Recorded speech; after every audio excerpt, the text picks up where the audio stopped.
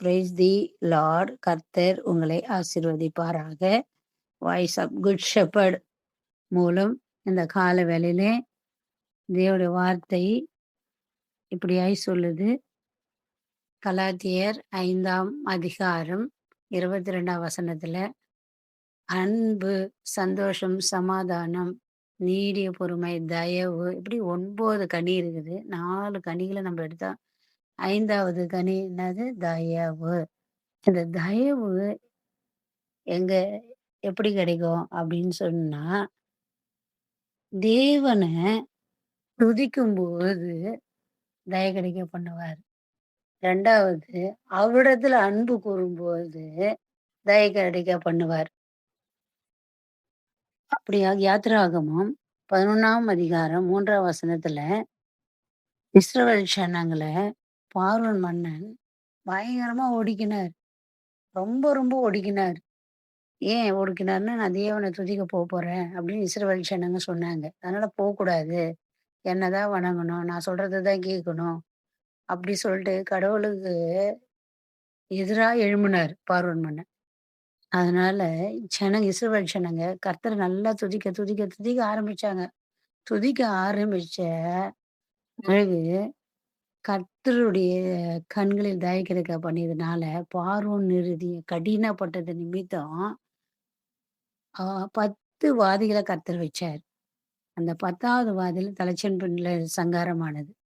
உடனே பயம் வந்து அவருடைய இருதயத்துல இரக்கம், தயவு செய்யும்படி கர்த்தர் உதவி செய்தார். இன்னைக்கு நீ நல்லா துதிக்க துதிக்க துதிக்க உனக்கு விரோதமா செயல்படுகிற மந்திரமா இருக்கட்டும், சூனியமா இருக்கட்டும், இல்ல மனுஷ வல்லமையா இருக்கட்டும், பிசாசு வல்லமையா இருக்கட்டும், ஒன்று இல்லாம போயிடும். நீ நல்லா என்ன பண்ணணும்? ஆண்டு சமூகத்துல உட்கார்ந்து நல்லா துதிக்கணும். துதிக்க துதிக்க துதிக்க கர்த்தர் விடுதலையாக்குவார். 2வது, அன்பு கூற வேண்டும். இடத்துல என்ன பண்ணணும்? அன்பு கூறணும். உபாகமம் 7:9 அன்பு கூறணும். அன்பு கூறுகிறவர்களுக்கு 1000 தலைமுறை மட்டும் இரக்கம் பாராட்டுகிற தேவனாயிருக்கிறார். அப்ப முழு உள்ளத்தோடு, முழு பலத்தோடு, முழு ஆத்துமாவோடு கர்த்தரிடத்துல என்ன பண்ணணும்? அன்பு கூறணும். அறகுறையா கிடையாது. ஏசப்பாட்ட நான் ஜெபம் பண்ணிட்டேன்பா, எனக்கு இது கிடைக்கும். ஏசப்பா கிட்ட நான் முழு உள்ளத்தோடு முழு விசுவாசமா உபவாசம் பண்ணிட்டேன்பா அப்படின்னு நீ முழு உள்ளத்தோடு முழு பலத்தோடு அவர்கிட்ட என்ன பண்ணணும்? அன்பு கூறணும். அப்ப அன்பு கூறும்போது கர்த்தர் என்ன பண்ணுவாரு? உனக்கு தயை கிடைக்க பண்ணுவார். தயை கிடைக்க பண்ணுவார். தானியேல் பாருங்க. தானியேல் 1ஆம் அதிகாரம் 9ஆம் வசனத்துல அவரு கர்த்தர்கிட்ட என்ன பண்ணாரு? அன்பு கூர்ந்தாரு. என்னை விடுவிக்காம போனாலும் அந்த பொற்சிலையை நான் என்ன பண்ண மாட்டேன்? வணங்க மாட்டேன்.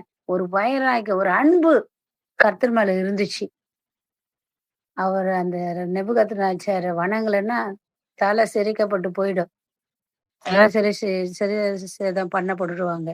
ஆனாலும் அவரு என் உயிரே போனா கூட பரவாயில்ல, ஏசப்பா தானே வணங்குவேன் அப்படி சொன்னாருங்க. அதனால கர்த்தர் இரக்கம் பாராட்டி அந்த நேபுகாத்நேச்சர் மூலியம் தயை கிடைக்க பண்ணார். அவர் நீ வணங்குற தெய்வம் தான் நல்ல தெய்வம், நீ ஆராதிக்கிற தேவன் தான் நல்ல தேவன் அப்படி சொல்லிட்டு அவர் என்ன பண்ணாரு? அந்த தேவனை வணங்கும்படி உதவி செய்தார். நீங்க கூட பாருங்க, கர்த்தர்கிட்ட முழு உள்ளத்தோடு முழு பலத்தோடு நீங்க அன்பு கூறும்போது உங்க வாழ்க்கையில என்னென்ன பிரச்சனை இருந்தாலும் கர்த்தர் என்ன பண்ணுவாரு? விடுதலையாக்குவார். நம்ம ஜெபிக்கலாமா? எங்களை அதிகமா நேசிக்கிற எங்களை அன்பின் தகப்பனே, அப்பா, இதை கேட்குற ஒவ்வொரு பிள்ளைகளும், ஆண்டவரே, ஏசப்பா, நான் ஜெபிச்சுட்டேன், எனக்கு இது இன்னமும் முடியலையே அப்படின்னு நினைச்சிட்டு இருக்கிற பிள்ளைகளுக்கு, ஆண்டவரே, இதை கேட்குற பிள்ளைகள் விடுதலை ஆக்கட்டும். நெருக்கப்படலாம், ஒடுக்கப்படலாம். ஆண்டவரே, குடும்பத்தாரால, சொந்த பந்தங்களால, வேலை ஸ்தலத்துல நெருக்கப்படலாம், ஒடுக்கப்படலாம். இந்த நாளையில அவர்களை விடுதலை ஆக்குங்கப்பா. ஜெபிக்கும் போது நீங்க விடுதலை ஆக்குற தேவன், நான் இவர்களுக்காக ஜெபிக்கிறேன். அவங்க விடுதலை ஆகட்டும். ஆண்டவரே, சந்தோஷமா இருக்கட்டாப்பா. உம்மிடத்துல அன்பு கூறும்போது ஆண்டவரே, சகலமும் நன்மைக்கு ஏதுவாய் நீங்க அமைக்கிற தேவன். 1000 தலைமுறை மட்டும் நீங்க பிள்ளைகளுக்கு 1000 தலைமுறை பிள்ளைகளை காண கர்த்தர் உதவி செய்வீராக என்று மனதார வாழ்த்தி நான் ஆசீர்வதிக்கிறேன். நல்ல பிதாவே! ஆமென். God bless you. கர்த்தர் உங்களை ஆசீர்வதிப்பாராக. ஆமென்.